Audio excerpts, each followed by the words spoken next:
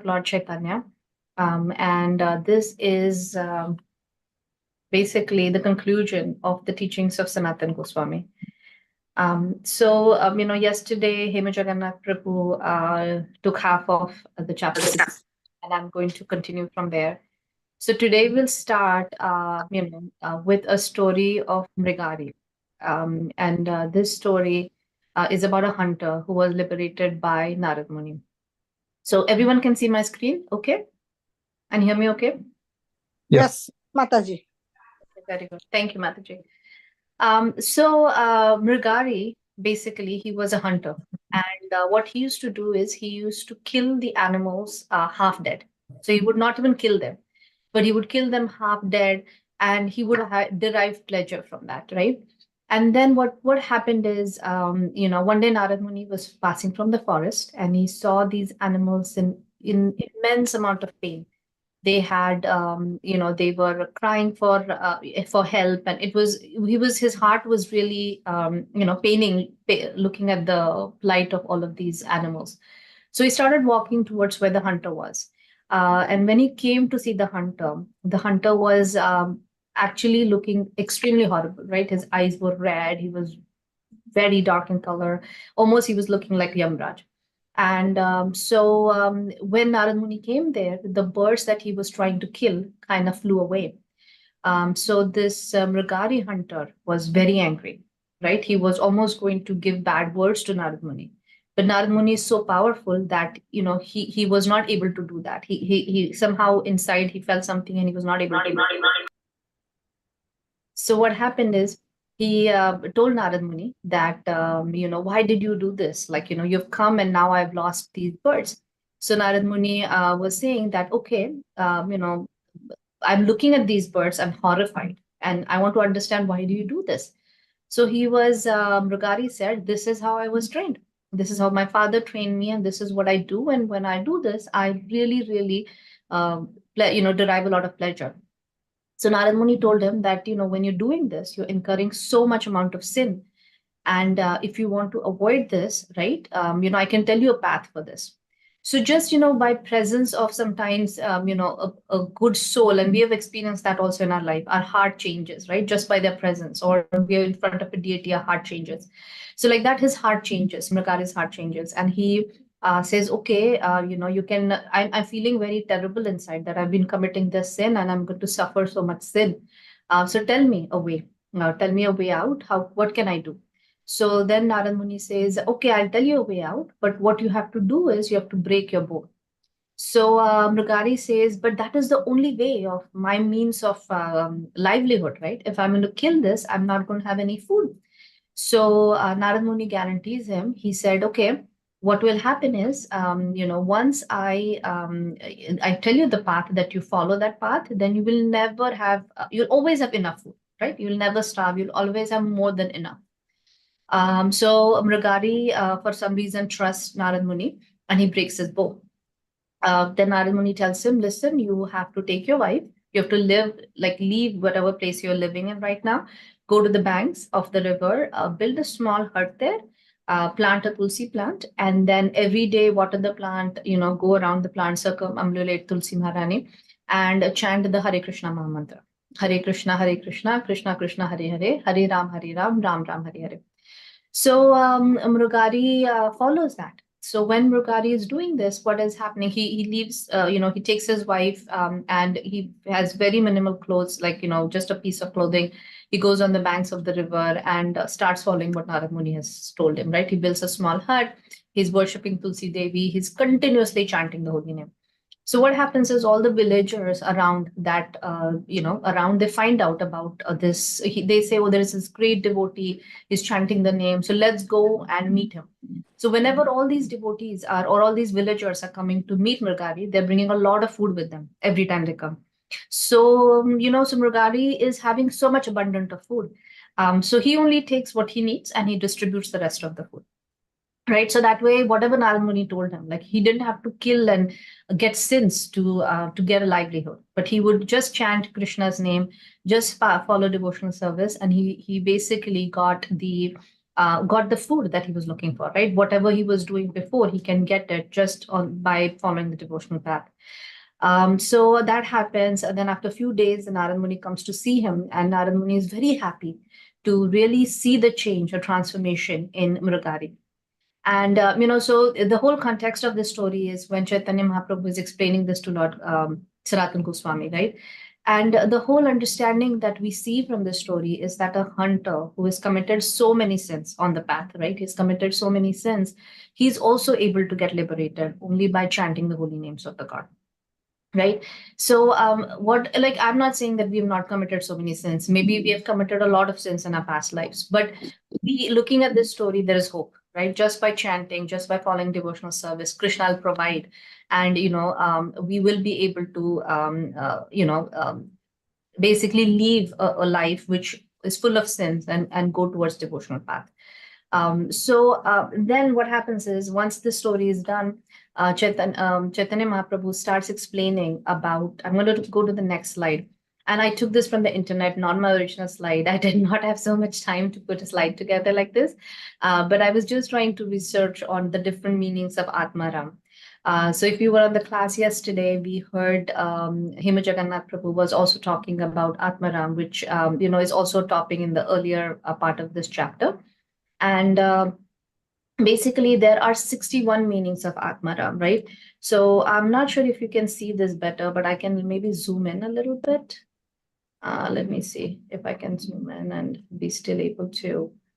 Let me see. I'm not able to. Oh, I am, but it just zoomed out too much. Yeah, I hope Mataji, fine. It was nice and big before you did. Now, now it's okay. All right. So now you can see. So if you can see, right, there are so many different meanings of Atmaram word, right? There are, so for example, if you go on this slide, you can see there are eternal associates of the Lord, right? A servant of the Lord as his personal associate. So Hanumanji is an eternal associate of Lord. A personal friend, like, Daruka was a personal friend. His driver was a personal friend to Krishna. Personal parents or similar superiors, right? So Devaki, Vasudev, all they were parental relationship to Krishna. A personal beloved, right? Like Rukmini Devi was a personal beloved for Lord Krishna. And there are so many others, right? A servant of the Lord, of his personal associates. So there are so many, eternal associates that Lord has. The associates who have become perfected by devotional service. For example, a friend by spiritual cultivation, right? Somebody who has followed a spiritual path and then they have perfected their lives. And then there is also sadhakas. There are mature and immature sadhakas. And the same, like somebody who's regulative devotional service that we follow. And there's also spontaneous devotional service that are more elevated devotees, right? And if you add up all of this from this slide and this slide, there are about total 61 different meanings of the word Atmaram. So Chaitanya Mahaprabhu kind of explains that.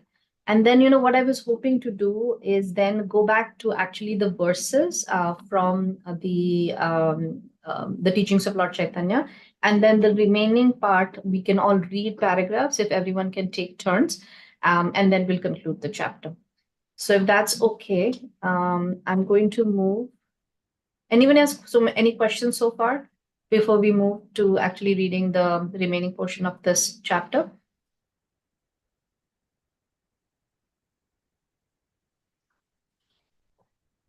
Okay. So then can I get some volunteers to read from here? I can read, Mataji. The Lord Chaitanya. Lord Chaitanya, Hare Krishna, Dandavat Pranam to all. Lord Chaitanya then told Sanatana Goswami, I was just like a madman in describing this Atmaram, words in so many ways. Do not mind if I have said something mad, but if someone becomes madman like me, he can understand the real meaning of Srimad Bhagavatam as I have explained it. Then Sanatan Goswami, with the folded hands, fell at the feet of Lord Chaitanya and prayed as follows. My dear Lord, You have asked me to prepare a book on the regulative principle of devotional service, but I belong to the lowest caste. I have no knowledge. I do not know how much an important task can be finished by me. If you will kindly give me some hints about the preparation of such a book on devotional service, it may be that I shall be qualified to write it. I The just Lord, wanted to ask, yeah, I just wanted to ask a question here. So why is Sanatan Goswami saying that he belongs to the lowest caste?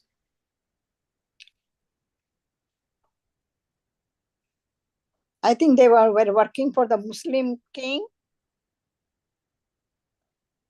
Anyone else? I know we just have participation from Niru Mataji. Anybody else would like to tell us why?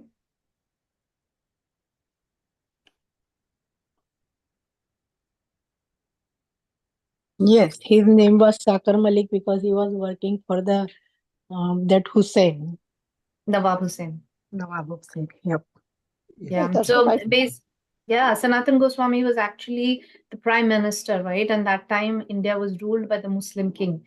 And Sanatan Goswami, actually in Krishna Leela, he is Lavanya Manjari, and Rupa Goswami is Rupa Manjari, right? So they're direct associates of Krishna. But they, in this lifetime, when the Muslim kings were ruling, they became basically they were serving as prime minister and as a personal assistant to the king. And what happened is their names were changed. And as a result, they consider themselves as the lowest caste because they were not following Brahminical culture. Thank you, Matajis, both the Matajis, for that. All right, so we'll continue leading. The Lord had then blessed him. Should I continue or somebody else wants to read? Give a chance or whatever you say. I can read it. I can read it also, Mataji. The Lord then blessed him, saying, by the grace of Krishna, whatever you write will come out of your heart and be accepted. As you have requested, I will now give you some notes that you can take down. The first and foremost point is that one should accept a bona fide spiritual master. This is the beginning of spiritual life. Lord Chaitanya then requested Sanatana Goswami to write down the symptoms of a true guru and the symptoms of a true disciple. The symptoms of guru are described in the Padma Purana. A person who is a qualified Brahmana and at the same time has all the symptoms of devotee. No, no, all the respect must be respected as God Himself. Terms of a Even devotee can become. acha, acha, acha. Okay, yes, Brahmana, and at the same time has all the symptoms of a devotee, can become a spiritual master for all classes of men. Such a devotee and spiritual master must be respected as God Himself. Even though a person may be born in a very respected Brahmana family, he cannot become a bona fide spiritual master if he is not a devotee of the Lord. One should not mistakenly think that a bona fide spiritual master has to be born in a so called Brahmana family. The idea is that a spiritual master must be a qualified Brahmana. That is the that is he must be qualified by his activities. One good thing I think about ISKCON is, and I came from India. I grew up in India, and then did my education in India before I came here. And I think in India, the caste system is so prevalent, right? So I'm from a Kshatriya family. There was Brahmanas, and then there were all the different classes of people. And we have seen in India, like so many talented people are like they leave the religion and they become a different caste because they were not treated well, right?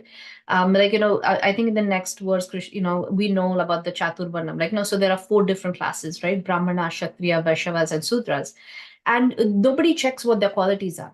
Sometimes there might be a Brahmana, but he's fighting in a he's an army, or somebody is a Kshatriya, but he is teaching in a college, right? So there is no, people don't see what the qualifications of that person are, but they just because they are from a particular caste, they say, oh, they're Brahmanas, they're Kshatriyas.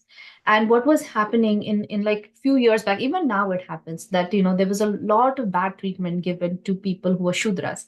A Shudra is nothing but who is working for someone, right? So a farmer might have a few people who's helping him. But what happened is they were treated in such a bad way that if you go back to India, and last time I went to Kerala and so many different states, I saw that so many people have become Christians or Muslims, right? Because they were not treated well, and they have so much talent. I've seen they could be a good craftsman. They could be, so many different fields they're good at, but that quality was not looked at, and that's why people actually left. Even like, I was reading about Ambedkar, right? He was born in a Shudra family. He wrote our constitution, but then before he died, he made sure he became Buddhist, because he said, okay, I was born a Hindu, but I don't want to die as a Hindu. So all the good stuff that was explained by Krishna in or which is available in our shastras was misunderstood by people, and that's why they always said a son of a Brahmana is Brahmana. So my father is a lawyer. So am I a lawyer? I'm not a lawyer, right? I have to study law to become a lawyer.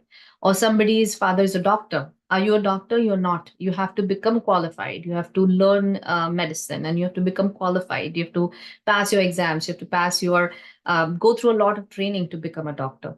So same thing, you have to go through the proper training to become a Brahmana or become a Kshatriya, become a Vaishnava, Vaishya or a Shudra.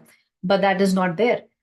So it is very misunderstood in many parts of India, and that's why we see a lot of issues. Like a lot of all the time, somebody's fighting because of this misunderstanding. Yeah. Yes, yes. Uh, but also this is misunderstood by outside of the India also. Western countries generally blame us about this. They do, yeah, and they have a very wrong conception of how caste system is in India, right? When I talk to the Caucasians or the people over here, they have a complete different idea of how India is done. I mean, here it's on color, but on India it doesn't matter. Color is there, color classification is there, but more is on caste.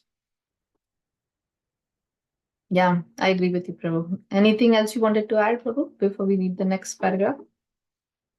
Mataji, thank you, Prabhu. Thank you, Mataji. You can go ahead, Mataji. Just I wanted to point out.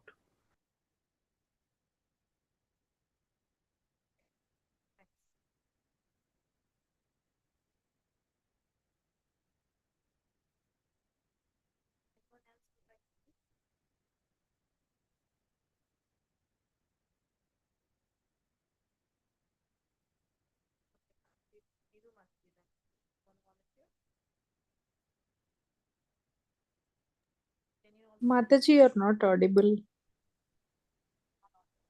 Okay, can you hear me now? Yeah. Yes, now it's good. So can we read the next paragraph? Somebody volunteer?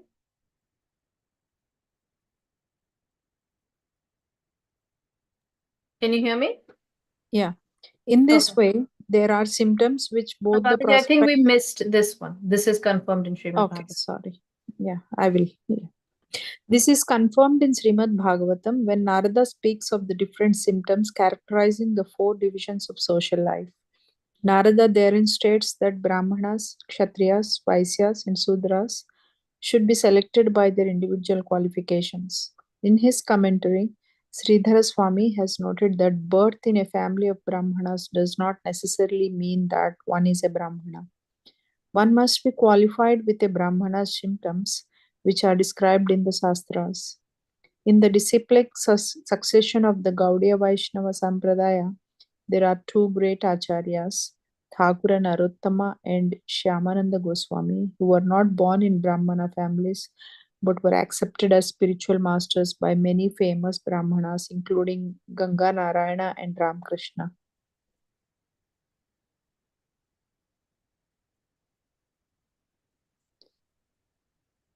In this way, there are symptoms which both the prospective spiritual master and the prospective disciple must have, and both the disciple and the spiritual master must see whether the other is eligible to become either a bona fide spiritual master or a bona fide student. One should then know that the only worshipable object He is the Supreme Personality of Godhead, and one should learn the various mantras and sacred songs. Hare Krishna. Hare Krishna, Mataji. Thank you. Okay, so then I think we can go to the next paragraph. Any volunteers?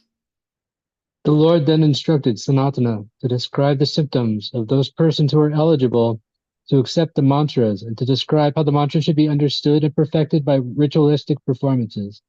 Then the Lord instructed Sanatan to describe initiation, morning duties, and duties of cleanliness, washing the face, brushing the teeth, and so on, the process of work, and the prayers to be recited both in the morning and the evening. The Lord also told him to describe how one should worship the spiritual master, how to mark one's body with gopi chandana, how to collect tulsi leaves, how to wash the room in the temple of the Lord, and how to awaken Krishna from sleep. Then Lord Chaitanya instructed Sanatan to describe different methods for worshiping the Lord, with 5-fold, 16-fold, or 50-fold paraphernalia, how to worship the Lord by offering him arti 5 times a day, and how to offer food to Krishna and lay him down on his bed. Next, Lord Chaitanya instructed Sanatan to write about the characteristics of both the form of the Lord in the temple and the Shalagram Shila, and also to write about the effect of going to holy places where there are different temples of the Lord and seeing the form of God in the temple. Sanatan was also instructed to glorify the transcendental name of the Lord and to describe the different offenses one can commit while chanting the Lord's name or worshiping the deity. In the worship of the Lord, certain paraphernalia are used, such as a conch shell, water, incense, and fragrant flowers. The Lord instructed Sanatan to describe these, along with the chanting of prayers and hymns, circumambulation, and the offering of obeisances. Other topics for Sanatan to explain included the following: regulative principles of Puracharana, accepting Krishna prasadam, rejecting foodstuffs not offered to Krishna, and not indulging in defaming a devotee who has the actual symptoms of a devotee. Yeah, thank you so much, Prabhu. So, Sanatan Goswami, as we know, has written so many books. So he got all these instructions from Lord Chaitanya, and then he elaborated them and wrote all of these books. But this is very self-explanatory. This is the Navda Bhakti that we do.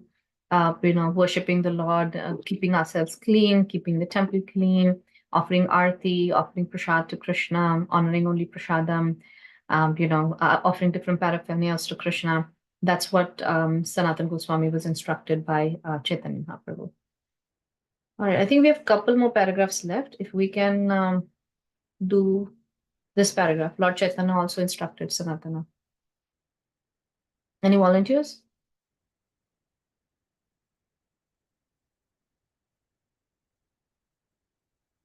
Can you hear me? Hare Krishna Mataji. Anjana here. Yeah, thank you. Yes, I can. You want to read, Mataji?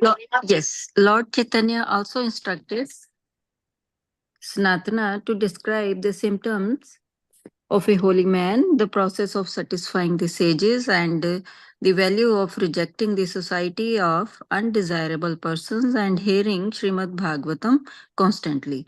Also, to be described were how to follow the daily, fortnightly, and monthly duties, how to observe fasting on the Ekadashi day, how to observe ceremonies like the birthday of the Lord, and how to observe fasting not only on Ekadashi but also on Janmashtami, Vamana Dwadashi, Ramanavami, and Narsimha Chaturdashi. Lord Chaitanya also instructed Sanatana to explain that it is helpful in the advancement of devotional service to avoid fast days that overlap with other days. With Vidha, Mataji, is that Vidha? Also, to be explained were how to establish temples of the Lord, along with the general behavior, symptoms, duties, and occupation of a Vaishnava. And at every step, Lord Chaitanya said Sanatana Goswami should give documentary evidence from the Puranas. Thus, the Lord gave a summary of all the topics Sanatana should include in his book on Vaishnava regulative principles. Hare Krishna. was thinking about all the different instructions Lord Chaitanya gave him, right? And one of them was, process of satisfying the sages and the value of rejecting the society of undesirable persons, right? So I was just thinking, we always say I'm not sure if everyone understands Hindi, but "Sang ka rang chadta hai," right? Like we always say in English, there is a phrase called "you're known by the company you keep," right? And whatever type of friend you might be, whatever association you might be, you always get something from them. And I had such a wonderful realization the other day. There was a stain on my cloth, right? There was some stain on one of my clothes.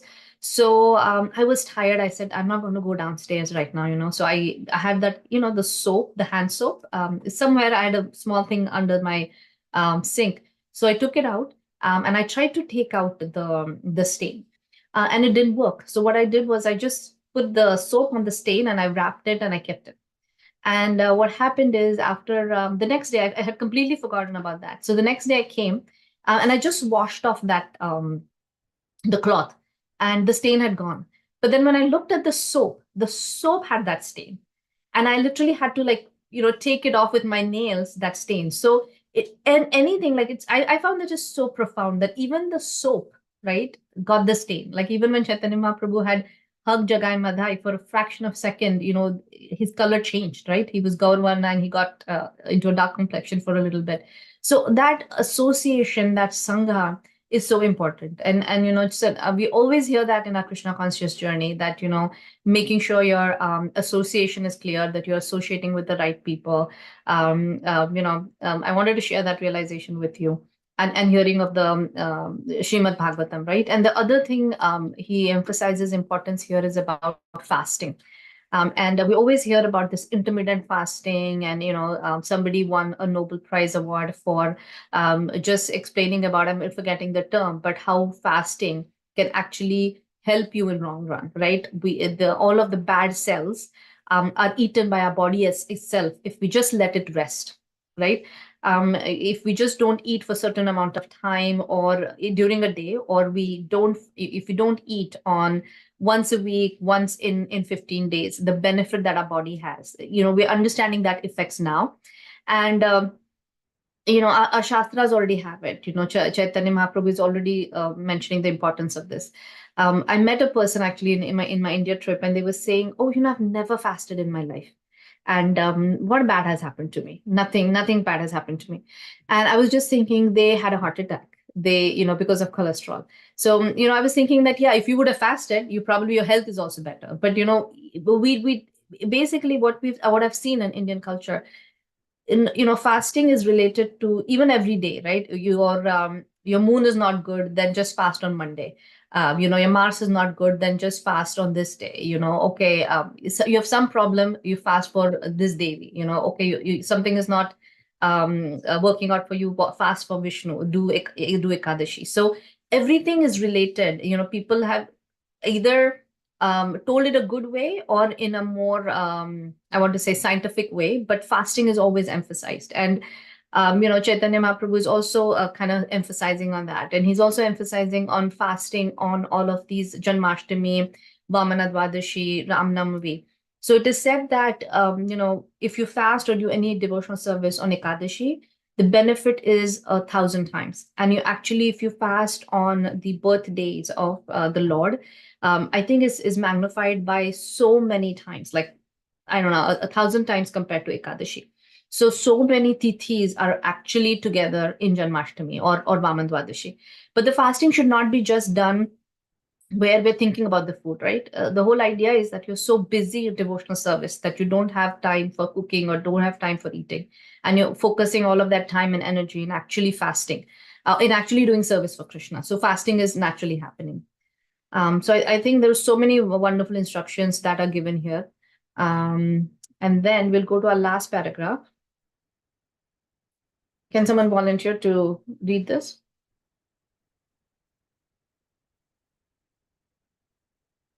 Hare Krishna.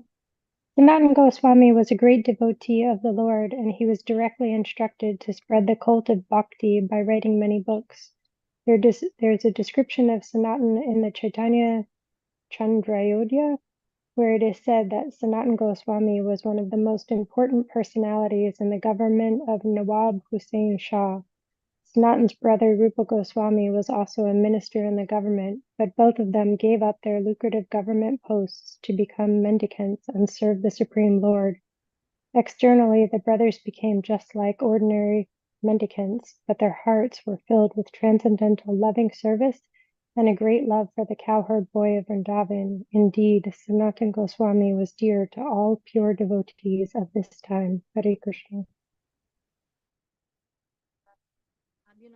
I was when we read this, right? If somebody's a prime minister, somebody's a personal, um, personal servant or personal assistant of a king, how do you give up such lucrative positions? Like, if you have a very good job and you have a very good lucrative salary, you're making hundreds and thousands of dollars, and you have to leave that to come to devotional service.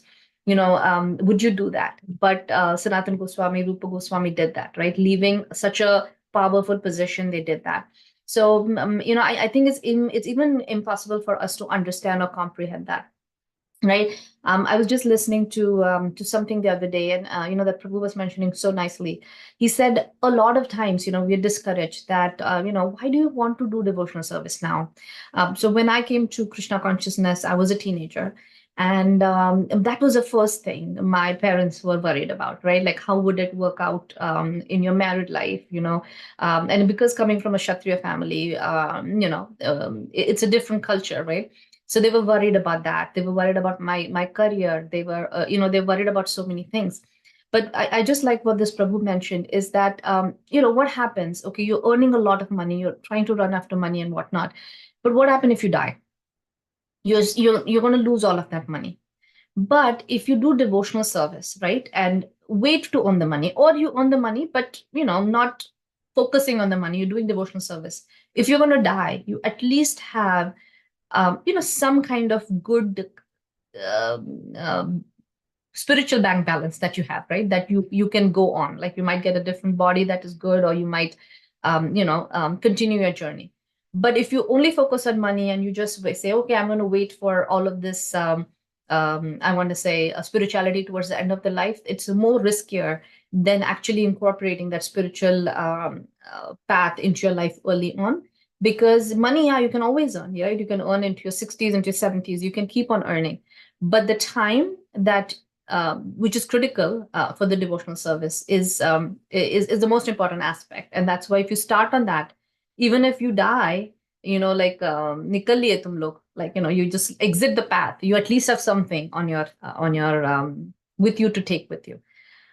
So, I was reading about Sanatan Goswami, and there are so many pastimes we all have heard. And I was thinking that, as we're reading this, maybe, we do have some time. We have about 20 minutes and we'll get to question and answers, but we can talk about some pastimes of Sanatan Goswami, right?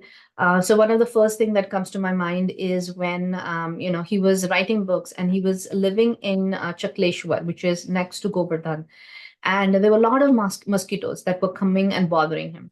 So, he thought to himself that, I'm going to leave from here because these mosquitoes would not let me, do my sadhana or execute the seva that Chaitanya Mahaprabhu has given me.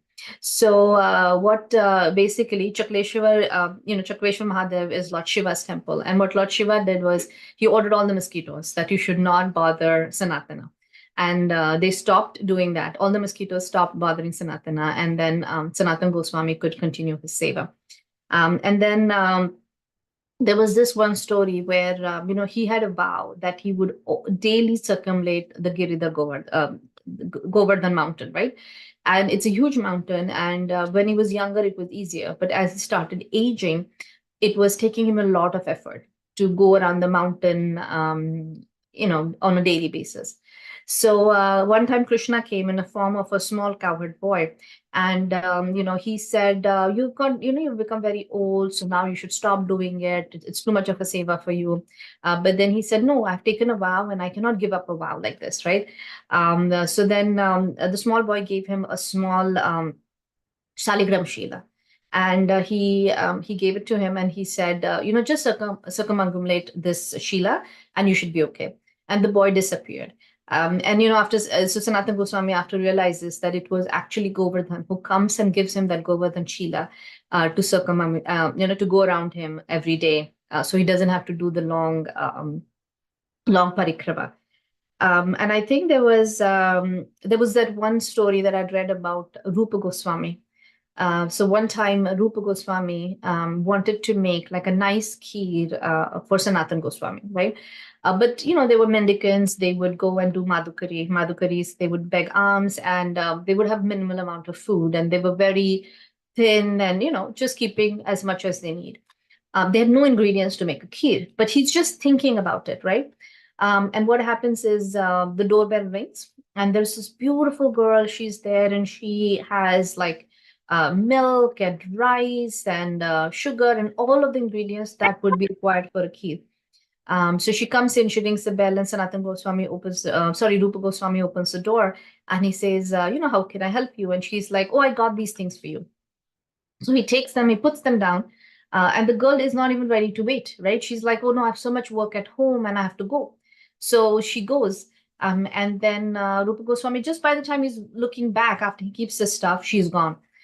So he goes inside and he starts making the kheer. And then when he's making the kheer, he makes the kheer and then he offers, does the offering, and then gives it to Sanatan Goswami. And then Sanatan Goswami was like, how did you get all these ingredients? We don't have them.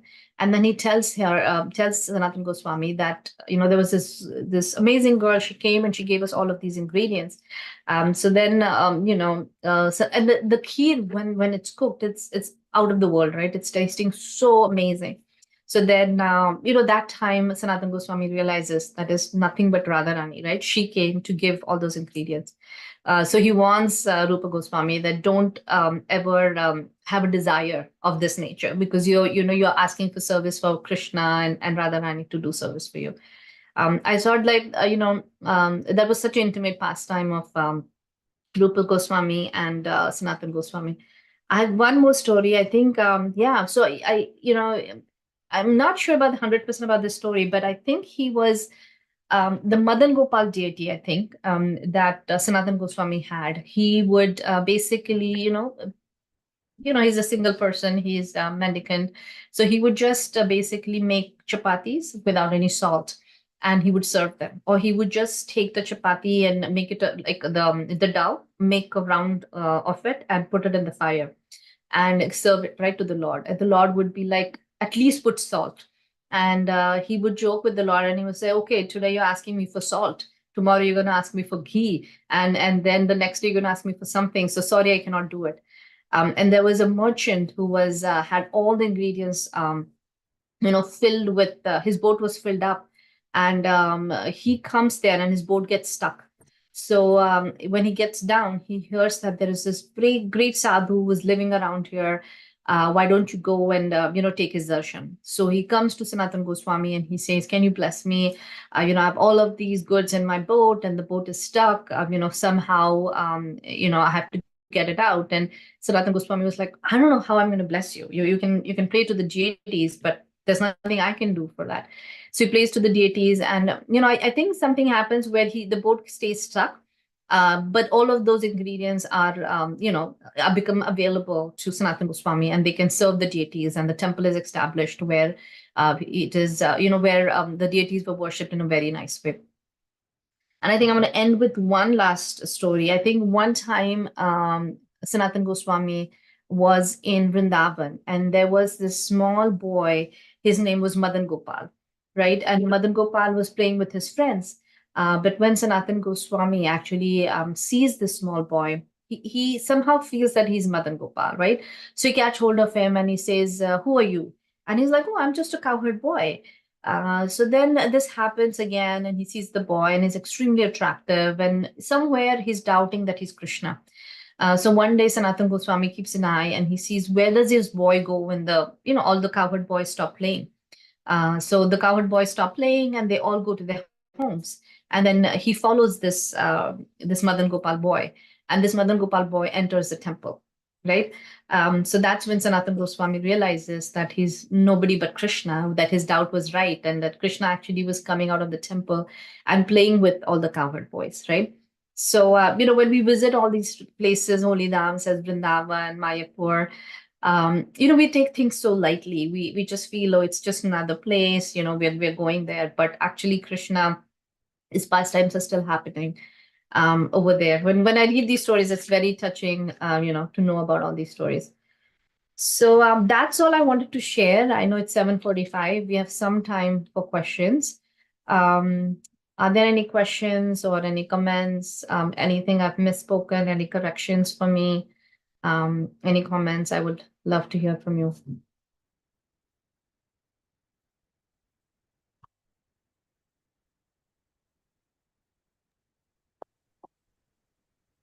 Hare Krishna Mataji, please accept my humble obeisances.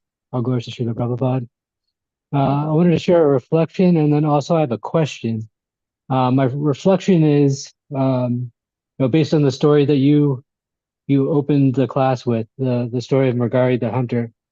It's a story that hits close to home because prior to becoming a devotee, I was a hunter and I was a fisherman.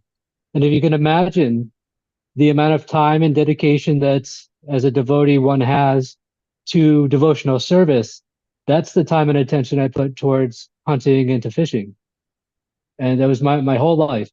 And by Krishna's mercy, I came across the devotees in the Bhagavad Gita, and I started chanting Hare Krishna.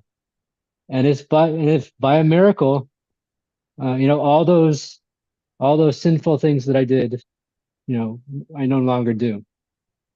Particularly meat eating was my religion. And just because of a moment's association with the sadhu, I became a vegetarian within a number of days.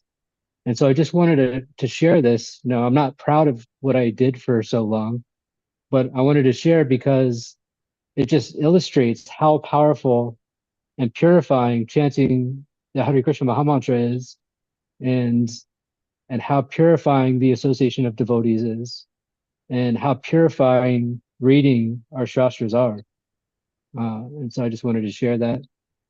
And also I have a question related to. I was going to say, thank you so much for sharing your story, Prabhu, because, we all have a past. We all have a history where we come from, right? And we all kind of feel that I have similar feelings like you. Like we had no direction in life. We don't know what we were doing, right?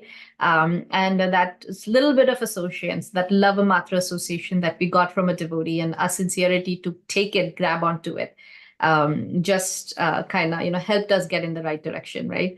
I always say that, like and I told you when I was a teenager, I came to Krishna consciousness, and my parents were very worried.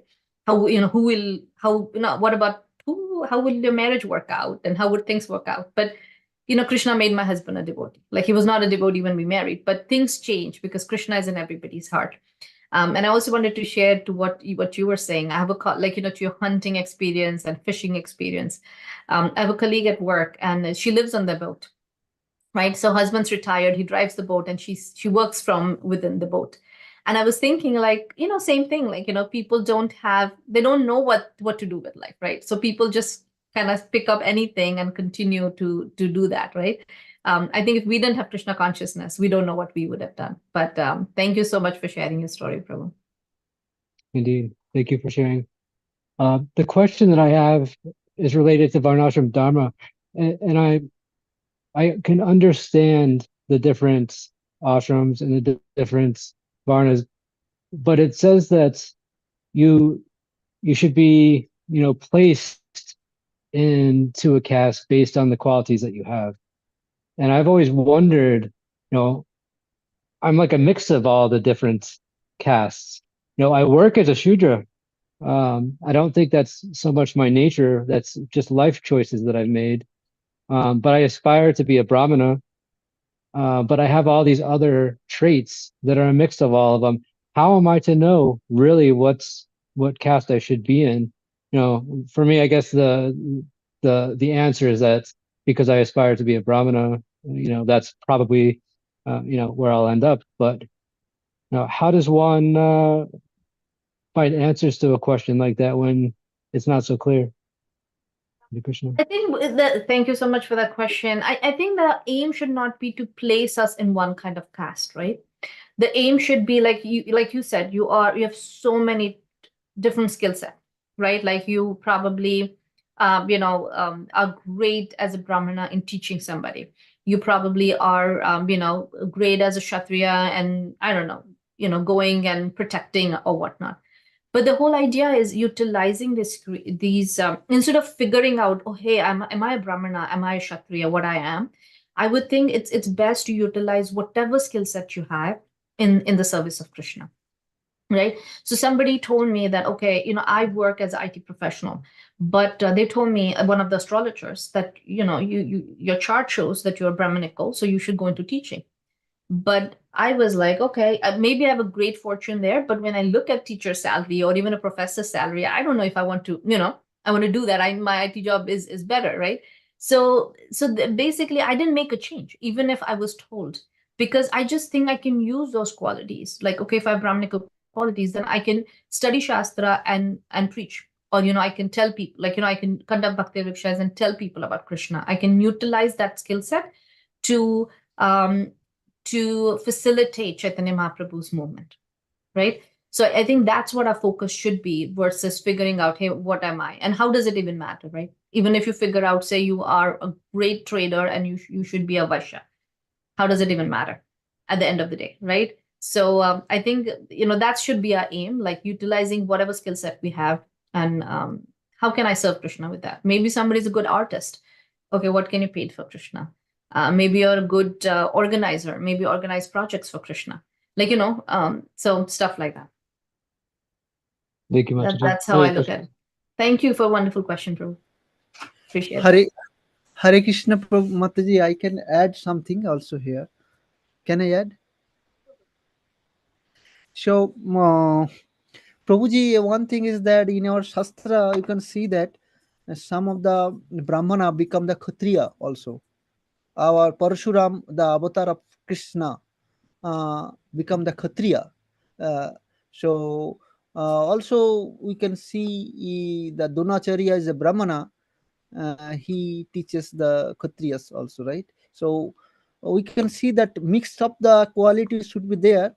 But as Mataji told that all everything we need to dedicate it to Krishna. That's all.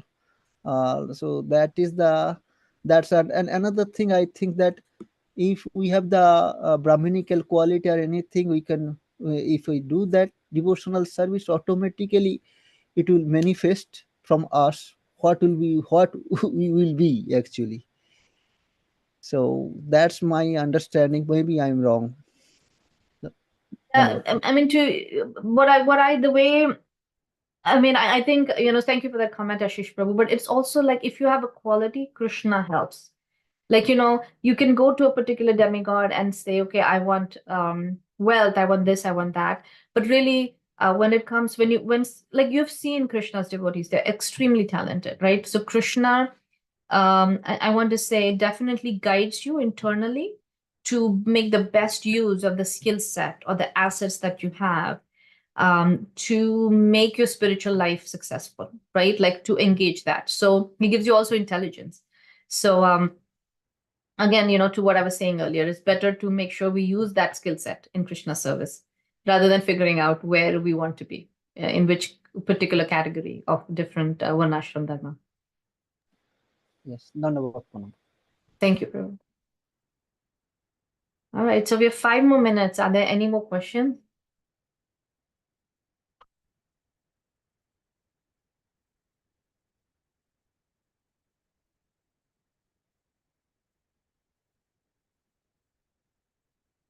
We have quite a few people.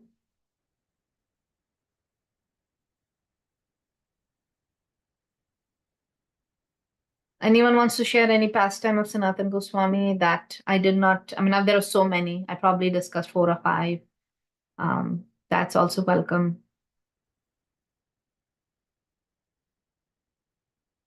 If there is nothing, we can end the call. Can everyone hear me? Yes. Yeah. Mataji, Hare Krishna, just one question. Hare Krishna. Hello?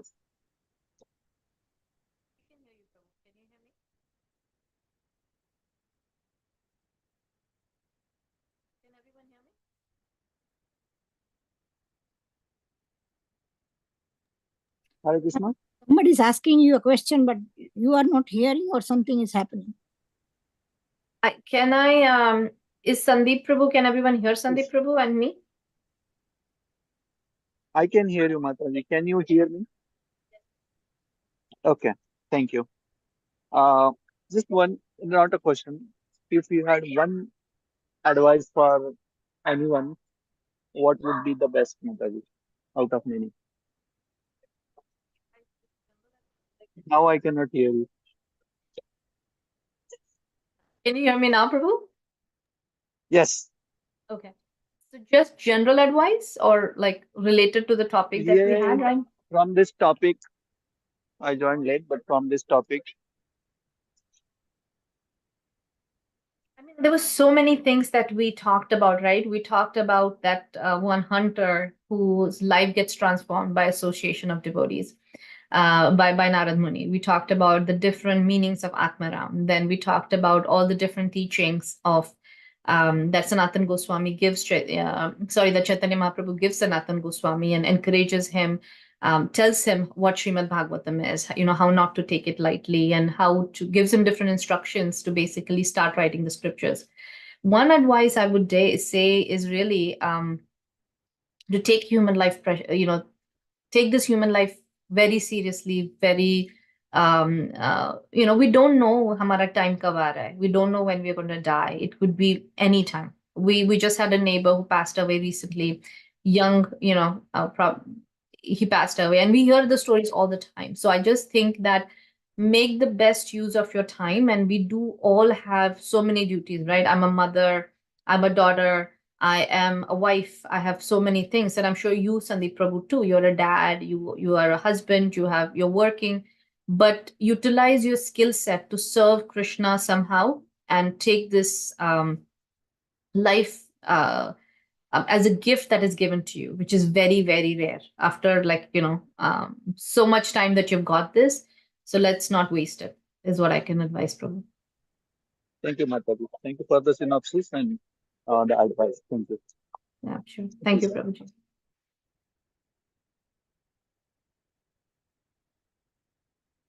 Okay, Prabhus. So looks like we are at the hour. And are there any questions? Any last questions or comments before we close down? Hare Krishna, glories to Srila Prabhupada, please accept my humble obeisances. Thank you for this wonderful class. I was just thinking how it's so easy to get caught up in the details of don't forget to fast on this day, don't forget to fast on that one, which class am I in, am I doing this, am I doing that? But the final paragraph shows and tells us, as Srila Prabhupada said, material pursuit has no gain, spiritual pursuit has no loss. And chapter 14 of Bhagavad Gita really teaches that it's the sincerity. It's not how perfect you are, it's the sincerity of heart that you come to Krishna with. So we waste all of our time trying to figure out how to be materially successful, which the only gain for that is if we're using the resources in service to Krishna on the other side. And then that makes the material pursuit spiritualized. But the rest of it, it's mind blowing how easy bhakti really should be. Surrender and serve me sincerely. Chant Hare Krishna. That's it. But we make it so complex because it's so simple. And so it's just with all the sincerity that you have, surrender to me. Hare Krishna. Thank you again for class. Thank you so much. That was such a good realization, Mangala Chitra Mataji. To your point about, there were so many things you said, but one of the things that you said is the sincerity, right? Because I always say there are thousands of gopis serving Krishna, thousands of Lakshmis cooking for Krishna. So he's not really waiting for that one nice meal that you make, right? He's just seeing how much love that you put into it, right? So, if I invite you for dinner at my home and I just throw the food in front of you and take, would you take it? You're like, I have enough food in my home. I don't need to come to you. And this is Krishna. Why is he going to accept something that's not done with devotion? Or like they say, devotional service should always be done with happiness, right? You're full of happiness, only then Krishna is accepting it, right? And also, like I've seen sometimes when you're following a lot of spirituality, oh, I'm fasting, I'm doing this, you could get proud with doing that, right? And that's not really what the whole thing is. Like, to your point, it's simple. At the end of the day, how sincere are you? And were you able to develop that one-on-one connection with Krishna, right? And do some service to him. That's all really matters at the end of the day, right? So it doesn't matter if you're fasting, not fasting. If you have a pot of say you have a pot and you drop some black color in it, right? Consider a consciousness. How would you make it clean? What would you do to take out the black color from a pot? So you have water and you drop some ink into it or whatever, and it's now almost black.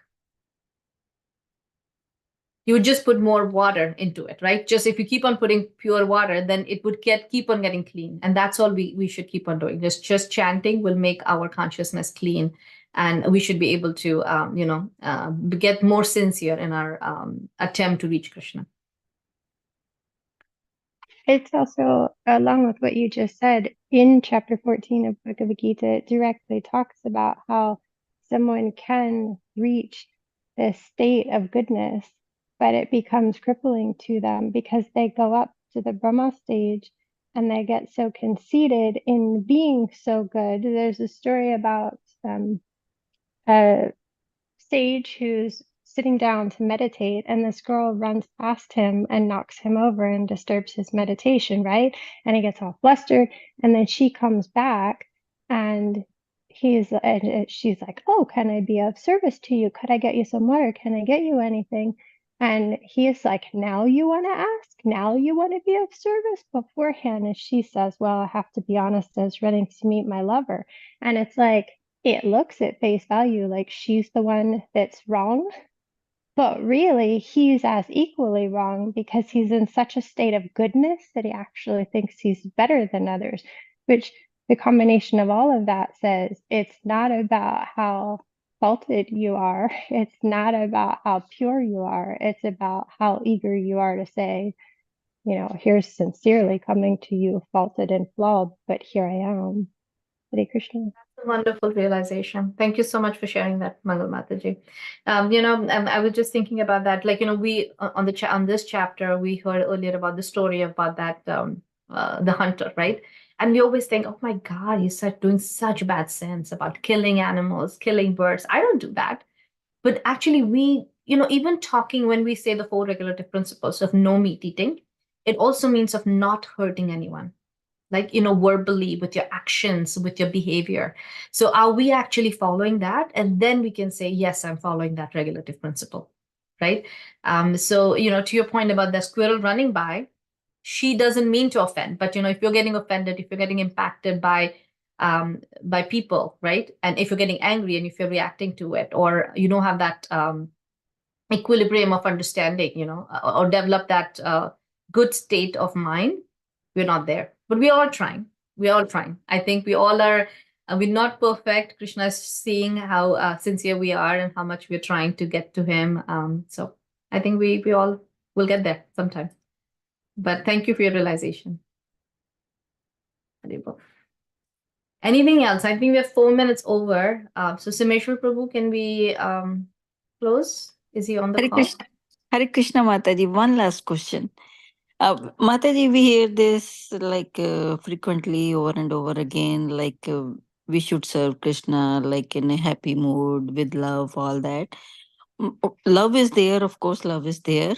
But Mataji, sometimes what happens, we become sad for some reason.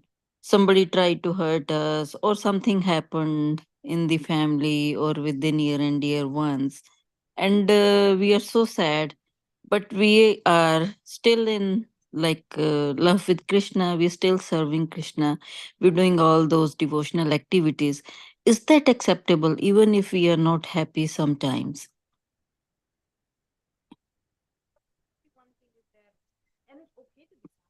We cannot I'm hear sad you. at times.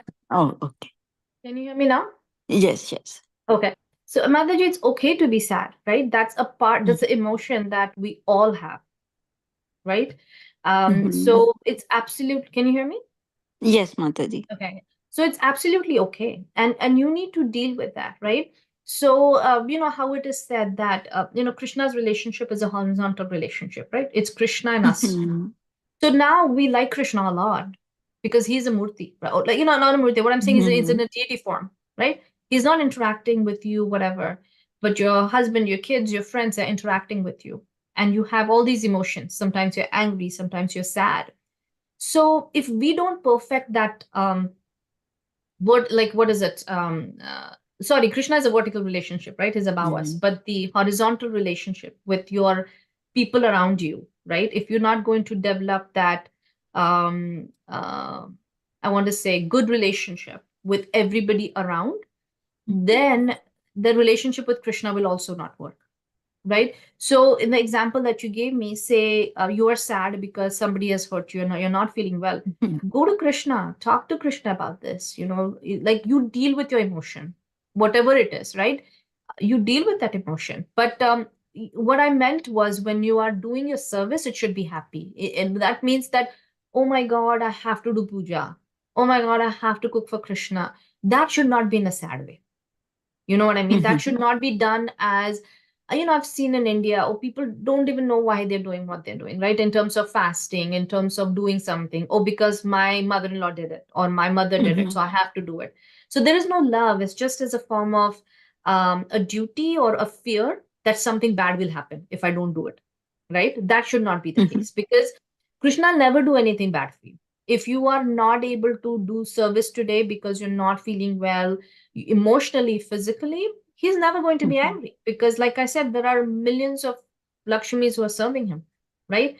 So you not doing some service to him doesn't mean anything. We're doing that for ourselves, to purify ourselves, right? So Mhm. if you're feeling sad, you deal with that emotion. That's a valid emotion. But what I'm saying is, don't do any service as, oh my God, I'm so sad, I have to go and do these garlands for Krishna, or don't. That Mhm. doesn't make any sense, because like I said, like, you come to my house and I'm just going to do, oh my God, this Anjana Mataji is going to come, I have to cook for her, why is she coming, and I'm not giving you the attention, the love. You will sense it, right? You're not going to accept it. Mhm. You'll be like, why even did she invite me? Like, why did she do it? So it's the Mhm. same thing with Krishna.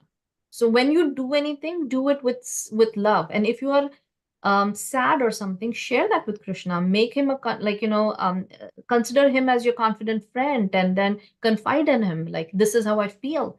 And it's good. And I really tell you, like, a lot of times our emotional issues are not addressed in devotee community and whatnot. But it's good to go get a therapist, talk to a therapist, do what is needed to take good care of yourself, right? To bring you to a state that you are able to live your life well. So it's absolutely okay, Mataji. Absolutely okay. Thank you, Mataji. Just wanted to share. Yes, because sometimes you are left with no choice. There is like you feel like doing nothing. No, you don't want to go out. You don't want to talk to anybody. The only choice left is you just want to sit and remembering Lord, either do chanting or do some reading. So there are times like that. But thank you, Mataji. Yeah, Hare chanting Krishna. is the best way. And if you Yes, just want yes. to just sit and chant, me too. I get so much clarity after I chant. Yeah, chanting is best. Like, that's the recommended way for this yoga. So you're doing the best service. Honestly, it's even recommended more than doing any kind of deity service or whatever that you have. So Thank you, thank you Mataji. for sharing that, Mataji. Hare Krishna.